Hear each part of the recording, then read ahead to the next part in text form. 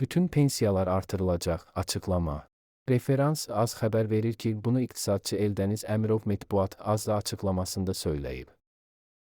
O qeyd edib ki, bu artım kateqoriyadan asılı olaraq fərqli olacaq. Pepperoni pizza.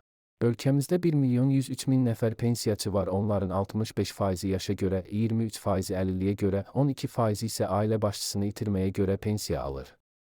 Gələn il bütün kateqoriyalara aid pensiyalarda artım olacaq, ancaq hər bir kateqoriya üzrə artım səviyyəsi eyni deyil.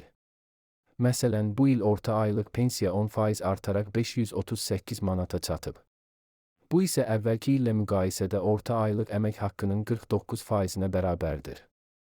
Eyni zamanda minimum pensiya məbləği bu ilin yanvarın 1-dən 320 manata qaldırılıb ki, bu da 14,3%lik artım deməkdir. Əmirov qeyd edib ki, növbəti ildə artım pensiya məbləğlərinin indeksasiya edilməsi əsasında baş verəcək.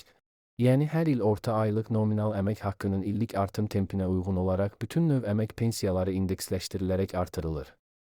Deməli, gələn il əmək pensiyalarının nə qədər indeksləşəcəyi bu il orta aylıq nominal əmək haqqının artım tempindən asılı olacaq.